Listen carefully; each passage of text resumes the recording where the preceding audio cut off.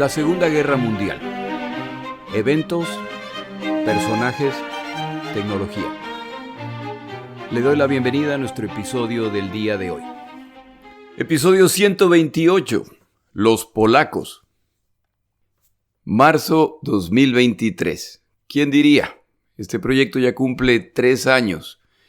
Cuando lo inicié en marzo del 2020, no podía imaginar que en unas pocas semanas nos tendrían a todos encerrados. Pensábamos que por unas 2 o 3 semanas, y resultó un tiempo mucho más largo que eso. Como lo he dicho antes, cuando empecé este podcast yo pensaba que iba a tomar 40 a 50 episodios, es decir, iba a tomar un año. Ya pasamos de 3, soy un genio de la planificación. Muchas gracias a todos mis oyentes. Empezamos nuestro episodio. Hace algún tiempo alguien publicó en Twitter un gráfico en que se podía ver la evolución de las fronteras europeas a través de los siglos. La cantidad y el tamaño de los cambios resultaban impresionantes en una animación que nunca se detuvo. Por supuesto, hay grandes cambios como el nacimiento de un imperio europeo o su caída, o cuando los imperios se consolidan. Esta gráfica ayuda a explicar el permanente estado de conflicto en que permaneció Europa a través de los siglos y que no ha desaparecido completamente, sino simplemente vea lo que ocurre en Ucrania en estos días. Al ver el gráfico, me llamaba la atención el centro del continente, donde aparece y desaparece una nación cuya maldición parece ser el estar en el centro de Europa, y por lo tanto, en la ruta de quienes quieren expandirse en el sentido oeste-este o viceversa. Esa nación es Polonia, y la menciono en este episodio por su importancia en la Segunda Guerra Mundial. Como no soy historiador especializado en Europa, de hecho, ni siquiera soy historiador, busqué un libro respecto al tema para brevemente relatar la historia de esta nación. La historia de Polonia abarca más de 1000 años. Desde las tribus medievales, la cristianización y la monarquía, a través de la Edad de Oro de Polonia, su expansionismo y el convertirse en una de las mayores potencias europeas, seguido por su colapso y particiones, 2 guerras mundiales, el comunismo y finalmente la restauración de la democracia. Las raíces de la historia polaca se remontan a la antigüedad, cuando el territorio de Polonia actual fue colonizado por varias tribus, incluidos los celtas, escitas, diversos clanes germánicos, sármatas, eslavos y bálticos. Sin embargo, quienes establecieron asentamientos permanentes en las tierras polacas durante la Alta Edad Media son los lequitas occidentales, una tribu cuyo nombre significa gente que vive en campos abiertos. Este grupo dominó la región y le dio el nombre a Polonia, que se encuentra en la llanura del norte y centro de Europa. La primera dinastía gobernante, los Piastas, surgió en el siglo X d.C. El duque Mieszko es considerado el creador de facto del Estado polaco y es ampliamente reconocido por su adopción del cristianismo occidental en el año 966. El período de la dinastía Jagiellonian de los siglos XIV al XVI trajo estrechos vínculos con Lituania, un renacimiento cultural en Polonia y una expansión territorial continua, así como una polonización que culminó con el establecimiento de la comunidad polaco-lituana de 1569, una de las más grandes de Europa. A través de los siglos el territorio polaco es tomado en 2 ocasiones y es tomado una tercera vez en 1795. El territorio es repartido entre Prusia, Austria y Rusia, y esta vez Polonia no volverá a ser nación sino hasta el final de la Primera Guerra Mundial. Sobre todo porque para el final de esta guerra, las monarquías que se distribuyeron el territorio polaco ya no existen, y con las derrotas de las potencias centrales y de los rusos en la Primera Guerra Mundial, es posible reconstruir a la nación polaca. A través del Tratado de Versalles se reconstruye Polonia, la cual contará con una salida al mar a través del puerto de Danzig.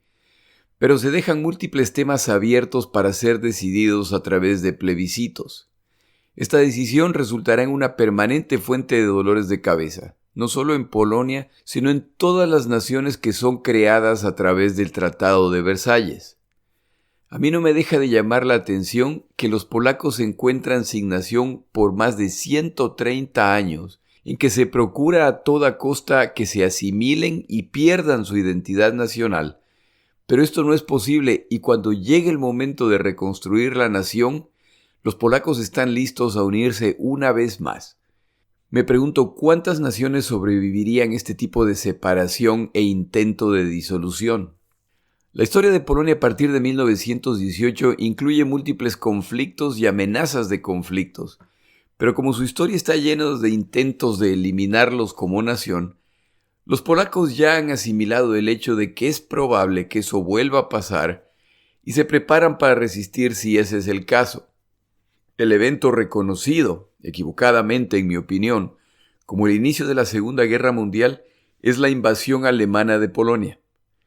Esta invasión se inicia con el ataque de un acorazado alemán que se encuentra en el puerto polaco de Gdansk en una misión pacífica y que sorpresivamente dispara sus baterías contra las instalaciones portuarias.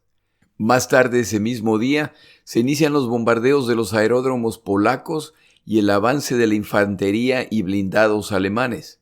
Los polacos caerán en un poco más de un mes y solo tras el ingreso soviético por su frontera oriental. El mundo, que solo se entera de los detalles a través de lo que reporta la radio de las naciones combatientes, se sorprende al ver que una nación europea ha sido derrotada tan rápidamente. Es común considerar la derrota de Polonia como contundente y acelerada, pero esa perspectiva tiene algunos problemas. Los polacos son los primeros en enfrentar la llamada guerra relámpago alemana, una doctrina de guerra distinta a todo lo generalmente aceptado hasta el momento. Ellos no tienen la oportunidad de aprender de la experiencia de otras naciones.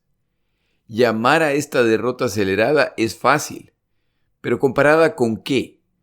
Si se ve la campaña alemana en el oeste de Europa, la caída de múltiples países del oeste europeo toma entre abril y junio. Pero en ese caso es Alemania luchando en 6 países a la vez. En Polonia es 1 contra 1 sin segundos frentes, lo que significa que los alemanes lo lanzaron todo contra Polonia. Al ser Alemania una nación más rica e industrializada que Polonia y al estar preparándose para la guerra por años, no es sorprendente que sus fuerzas sean mayores y mejor equipadas que las polacas, por lo que la caída rápida de Polonia nos sorprende. Pero lo que esta brevedad oculta es la furia de los combates y la cantidad de bajas que los polacos le causan a los alemanes a pesar de sus limitados recursos. Los alemanes sufrirán 50.000 bajas en Polonia. Estoy casi seguro que ese número de bajas son más altas que las que les causaron los daneses, noruegos, luxemburgueses, holandeses, belgas, franceses y británicos combinados en unos pocos meses. La invasión de Polonia les cuesta a los alemanes 674 tanques, 319 vehículos blindados, 195 piezas de artillería, 285 aviones y más de 10.000 vehículos de varios tipos. La cantidad de material de guerra alemán destruido en estos combates obliga a los alemanes a tomar una pausa para recuperarse. La idea de que esta fue una campaña sencilla o exitosa para los alemanes, como muchas veces se afirma, es una opinión que los alemanes seguramente no compartían. Las que tendrán unos meses más tarde en el oeste de Europa, esas en cambio sí que fueron campañas exitosas, al sufrir los alemanes muchas menos bajas de las anticipadas. Que no se le olvide que Polonia contaba con la promesa británica y francesa de entrar a la guerra si Alemania los atacaba. Incluso esta promesa resulta en problemas para los polacos. Saben que los alemanes los van a invadir, ya que han descifrado la máquina Enigma alemana, algo que pocas veces se menciona. Los polacos son los primeros en descifrar la máquina Enigma alemana. Franceses y británicos también están al tanto de que los alemanes van a invadir Polonia, pero a fin de evitar que los alemanes aleguen que eran los polacos los que planeaban atacarlos, exigen que los polacos no inicien la movilización total para no provocar a Hitler. El ataque igual vino y los polacos no estaban completamente movilizados.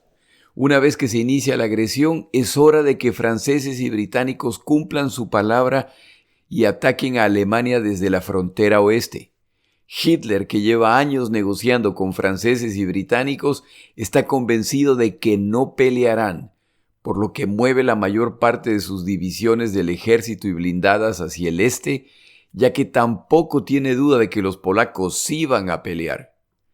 Hitler, una vez más, está en lo correcto. Franceses y británicos no van a pelear. Pero esta vez Hitler solo está en lo correcto parcialmente, ya que estas naciones le declaran la guerra, lo que lo lleva al pánico. Acostumbrado al permanente acobardamiento occidental europeo, no anticipaba esto.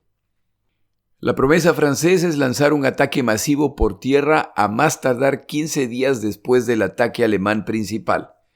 Gran Bretaña, por su parte, promete bombardear objetivos militares en cuanto se inicien las hostilidades. Las dos naciones incumplen sus compromisos en un error que probablemente hubiera salvado decenas de millones de vidas.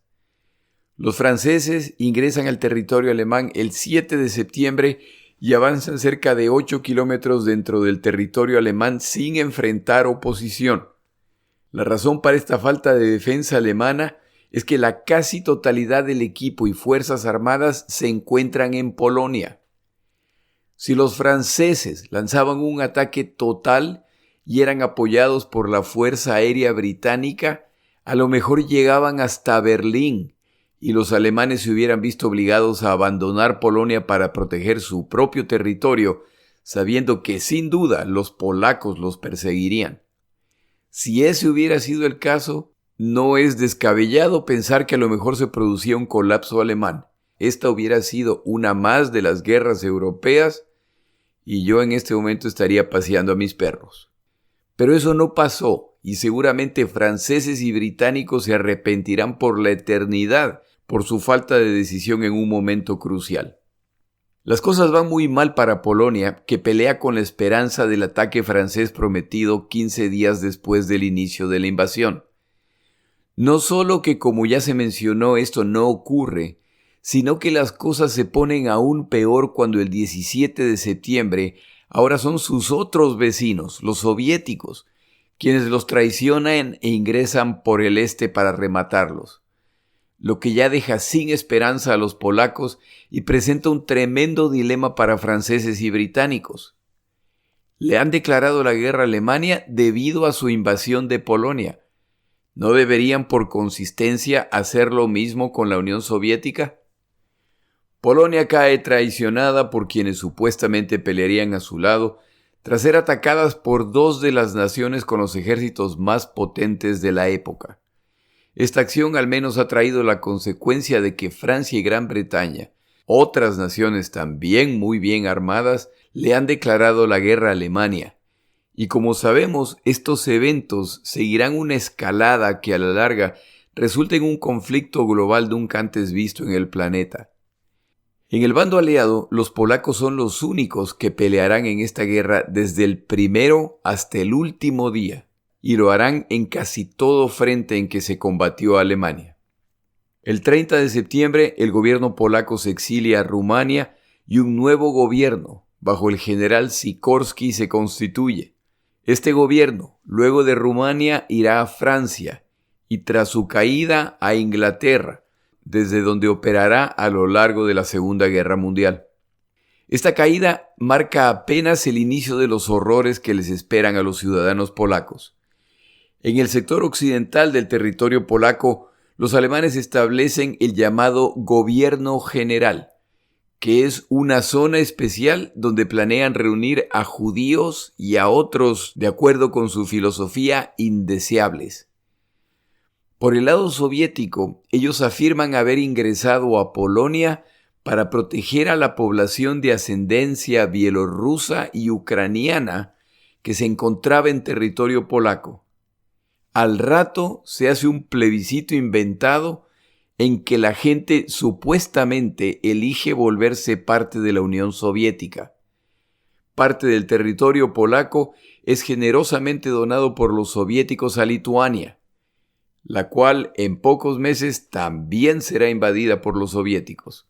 No pasa mucho tiempo para que el ministro de Exteriores soviético Molotov declare que Polonia ya no existe. Qué importante es la historia. Vuelve a escuchar este último párrafo. Compárelo con lo que está ocurriendo en Ucrania en el año 2023 y vea qué poco cambian las cosas a través de los siglos. A finales de septiembre, alemanes y soviéticos firman el Tratado Soviético-Alemán de Amistad, en que oficializan la repartición del botín. La crueldad con que los ocupantes tratan a los polacos parece una competencia, y su justificación para ellos es sencilla. Basado en la historia de Polonia, saben que los polacos no se van a someter. Desde los primeros días de la invasión, civiles polacos resisten, y desde el primer día se producen las ejecuciones de quienes lo hacen. Los registros de la población y la creación de guetos para aislar a judíos se multiplican. Tanto alemanes como soviéticos tienen interés en políticos, profesores, sacerdotes, líderes sindicales y personas prominentes polacas.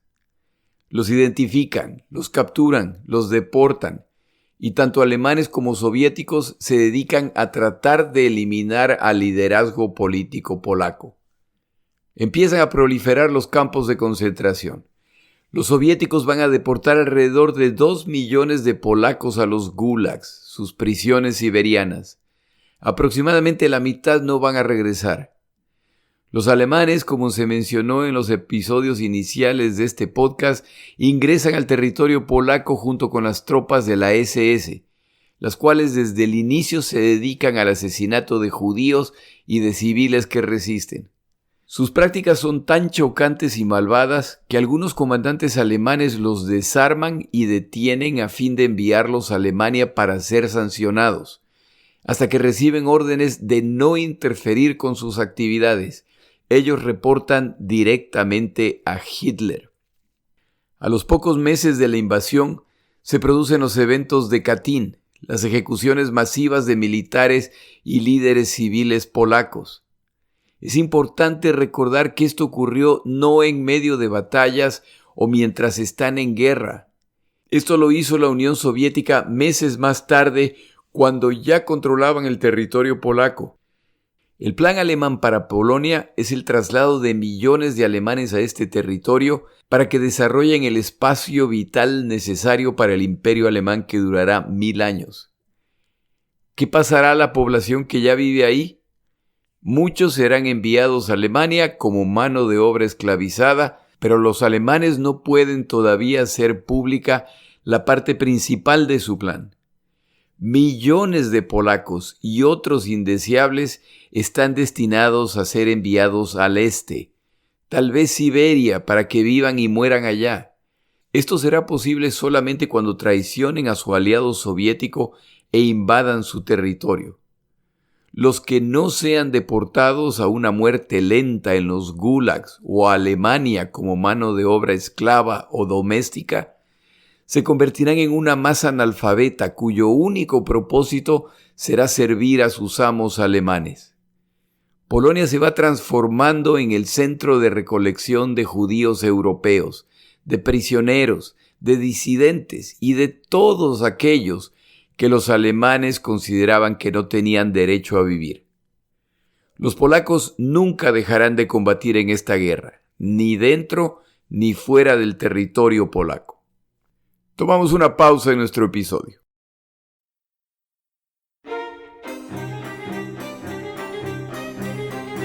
Palabras de Churchill. En relación al tema de los polacos, Churchill, frente al Parlamento británico a finales de 1944, declaraba: «Nunca hemos vacilado en nuestra decisión de que Polonia deberá ser restaurada como nación soberana e independiente. libre para modelar sus instituciones sociales o cualquier otra institución de la forma como escoja su gente, siempre y cuando ésta no sea de orientación fascista, y siempre y cuando Polonia se levante como una fiel barrera y amiga de Rusia en contra de la agresión alemana desde el oeste. Estas palabras de Churchill deben haber sonado como un insulto para muchos polacos.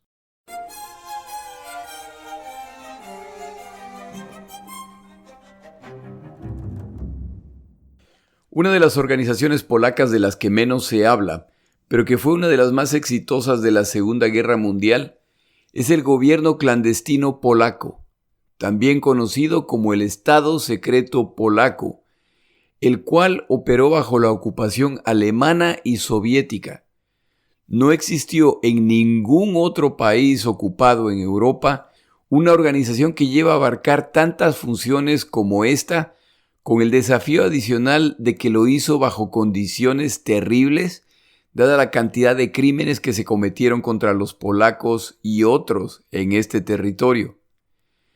Los alemanes dividieron la sección del territorio polaco que invadieron en una zona a ser absorbida por el Tercer Reich y el gobierno central, una especie de tierra de nadie donde se opera al margen de cualquier ley nacional e internacional, desde donde se envía mano de obra esclava a Alemania y donde se cometen los crímenes más horrendos de esta guerra. En estas dos zonas se trabaja en una tarea urgente: eliminar el sentido de identidad nacional polaco. Deben ser transformados en seres sumisos con mínima educación, cuya única tarea es ser servidumbre para los alemanes que colonizarán estas tierras. Esto implica atacar la cultura, la religiosidad y las instituciones polacas. En el lado soviético de la ocupación, el terror que ya se utilizó contra los soviéticos durante las purgas ordenadas por Stalin para eliminar a quienes eran considerados enemigos del Estado, ahora se aplican en Polonia. Las deportaciones masivas y las ejecuciones sumarias eran cosas del día a día. Los dos invasores someten a los polacos a racionamientos alimenticios.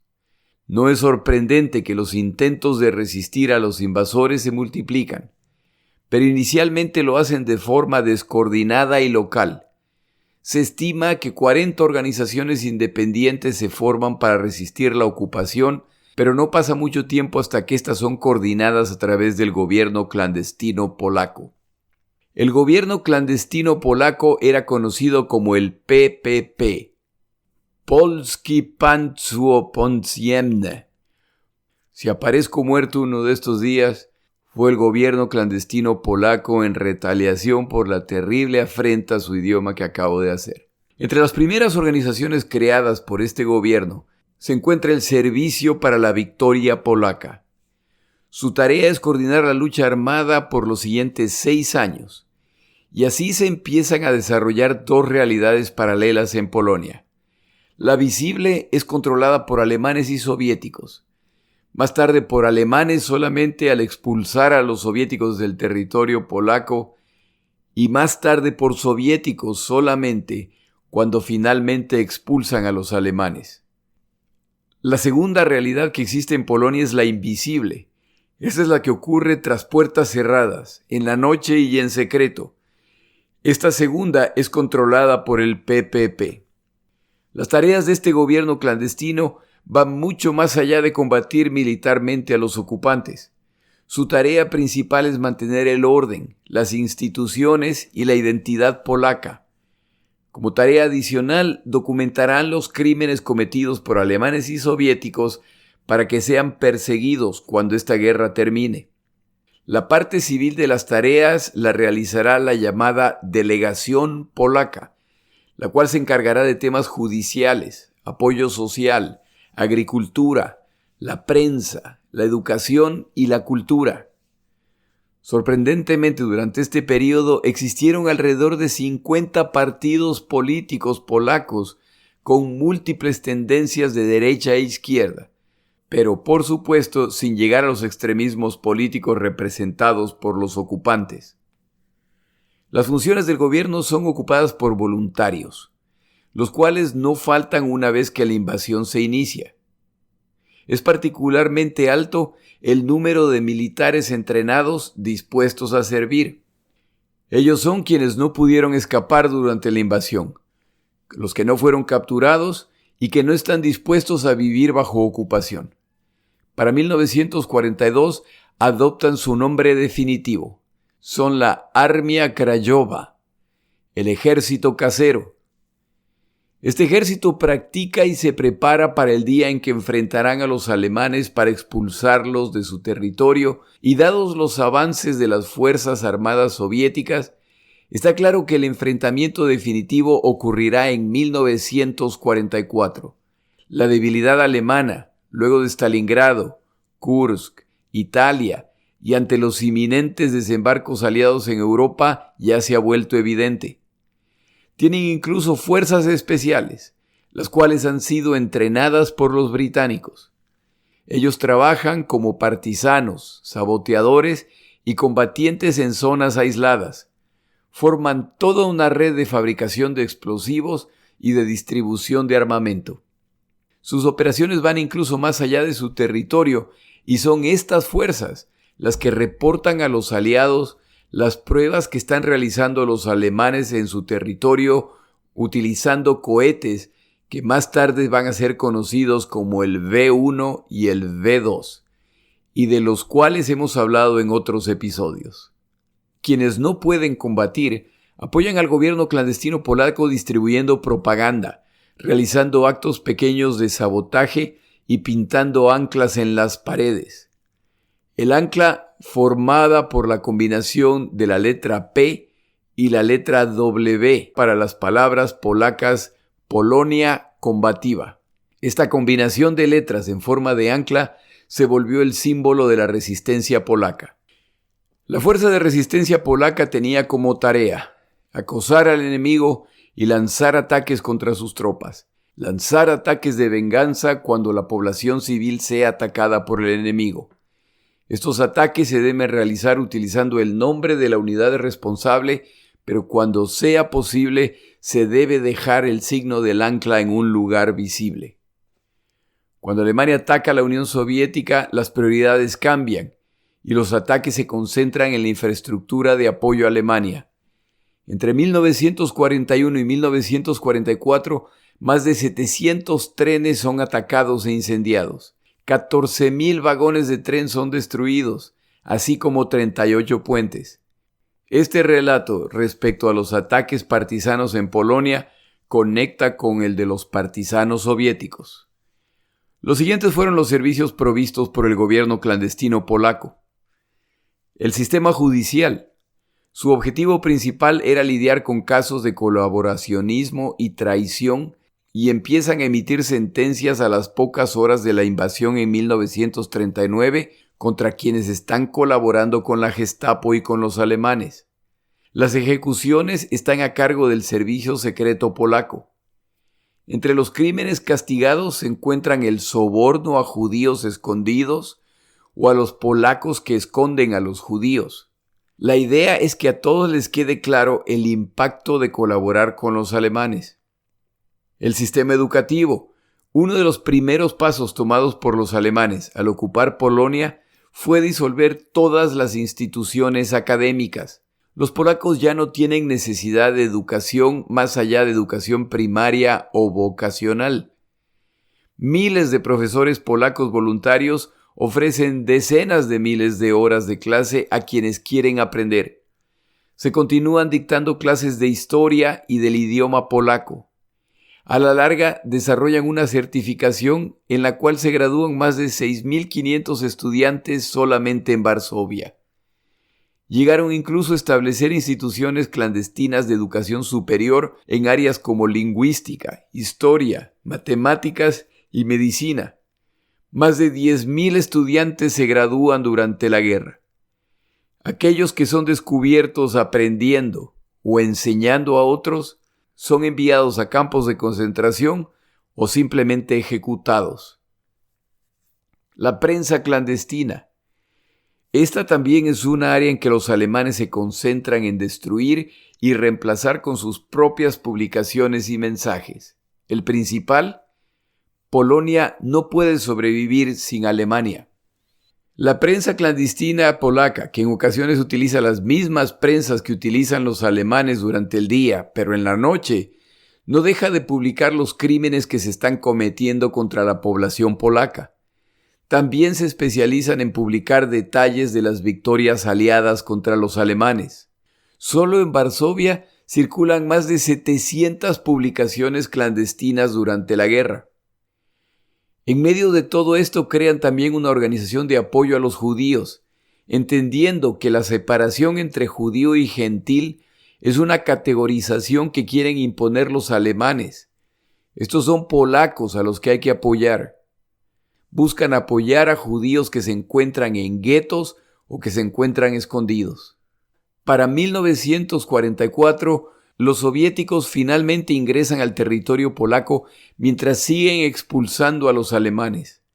Pero como recordará, el territorio polaco incluía una zona capturada por los polacos durante la guerra contra la Unión Soviética en 1920. Los polacos entienden que estos territorios seguirán siendo parte de Polonia al final de la guerra. Los soviéticos entienden que esos territorios volverán a ser soviéticos. Los polacos habían preparado la Operación Tempestad para atacar a los alemanes en coordinación con los soviéticos, pero para su sorpresa, las fuerzas soviéticas que ingresan al territorio los desarman y empiezan a apresar a militares y civiles polacos que forman parte del gobierno clandestino. Los combatientes polacos capturados o se suman a las fuerzas soviéticas bajo su mando o serán enviados a los gulags soviéticos. Se inicia aquí la nueva etapa del conflicto para la resistencia polaca. Surge la confusión. ¿Deben los polacos ahora pelear contra los soviéticos? ¿Están los soviéticos dispuestos a apoyar la liberación de Polonia? Estas preguntas son urgentes, ya que los soviéticos van rumbo a Varsovia, la capital, y es mejor saber cuál es su posición al respecto. El tiempo aclarará todo esto. Probablemente lo que más me impresiona de toda esta situación es el tamaño de la operación y de lo que alcanza el gobierno clandestino polaco. Eso quiere decir que centenas de miles o millones de polacos sabían respecto a la existencia de este gobierno oculto, pero nadie los traicionó. Eso es impresionante. Los polacos también combatirán en el extranjero. La mayor parte de combatientes polacos que logran eludir alemanes y soviéticos durante la invasión de 1939 se dirigen hacia Rumania, con la que han mantenido buenas relaciones. Los que no se dirigen a Rumania lo hacen hacia Hungría, que se encuentra en la misma situación que Rumania. La población civil de estas naciones reciben con aprecio a los refugiados polacos que siguen llegando, ignorantes de que en unos meses ellos mismos serán incapaces de mantener su neutralidad.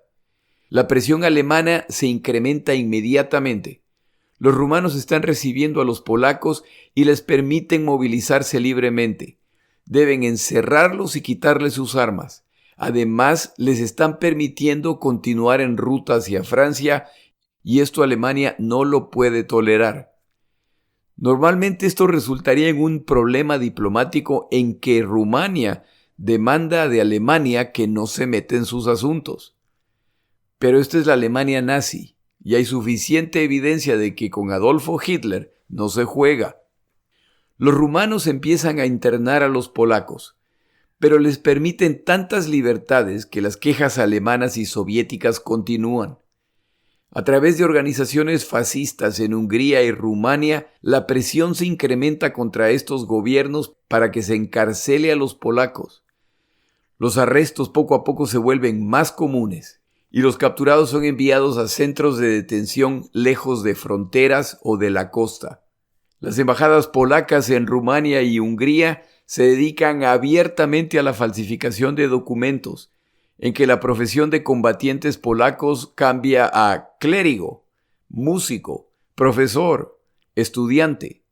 se dedican también a entregar libremente dinero para las coimas, para los cruces de frontera y los puertos.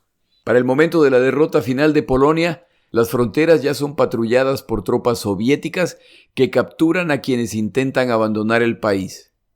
Estos miles de combatientes polacos buscarán llegar a Francia, ya que esta nación, junto con Gran Bretaña, ha declarado la guerra a Alemania.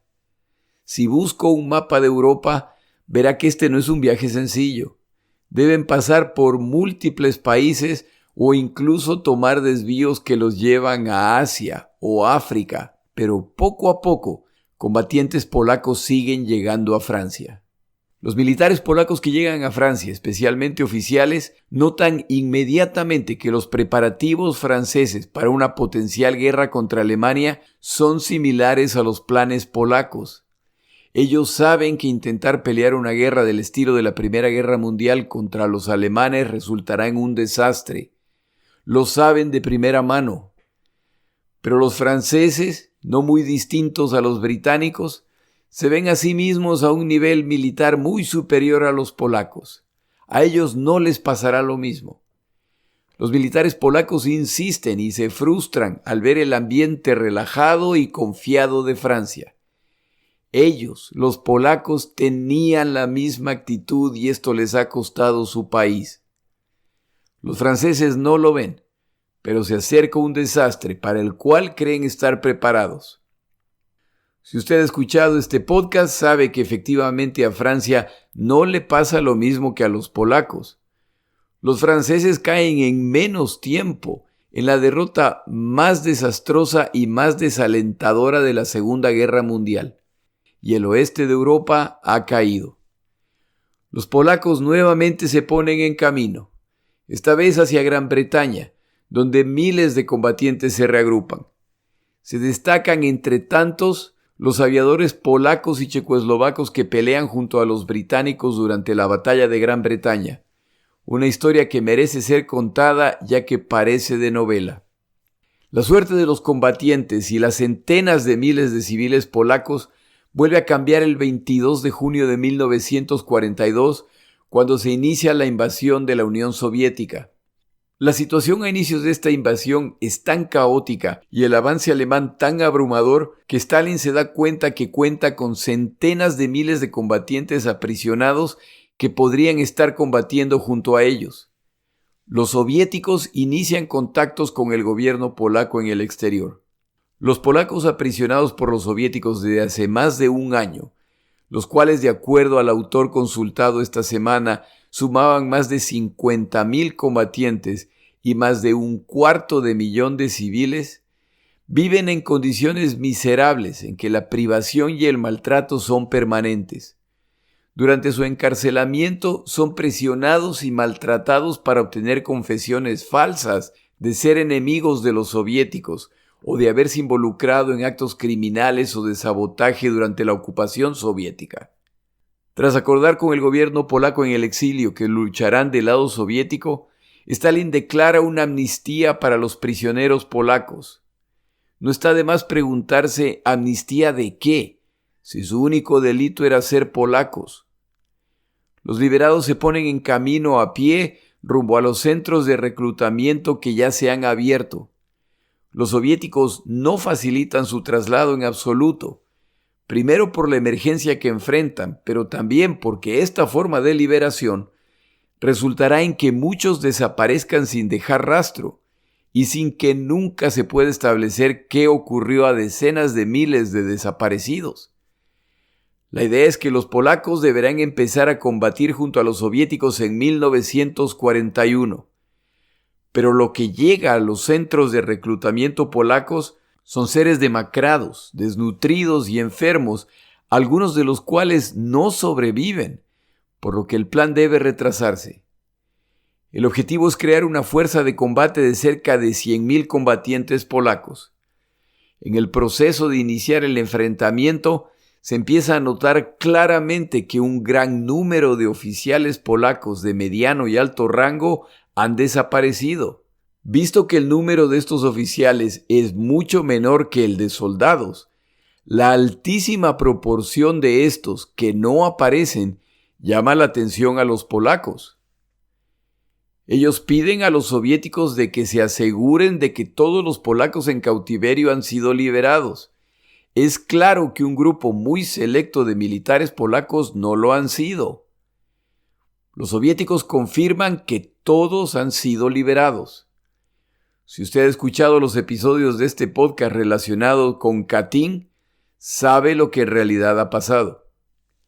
La tensión entre soviéticos y polacos sigue incrementándose y al final se acuerda permitir que estos combatientes abandonen la Unión Soviética rumbo a Irán para combatir allá con los británicos.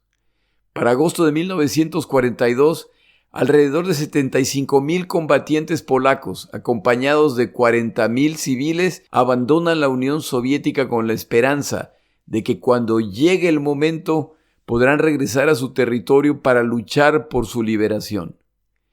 Desafortunadamente para los polacos que quedan atrás, sus opciones para escapar se han cerrado, pero incluso en este caso, algunos polacos van a pelear del lado soviético.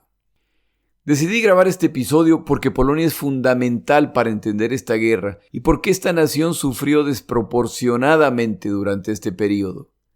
Es aquí donde se siembran las semillas de lo que ocurrirá luego del final de esta guerra. Abandonamos aquí los eventos en Polonia para tomar un par de desvíos antes de cubrir el día D, los desembarcos aliados en Francia.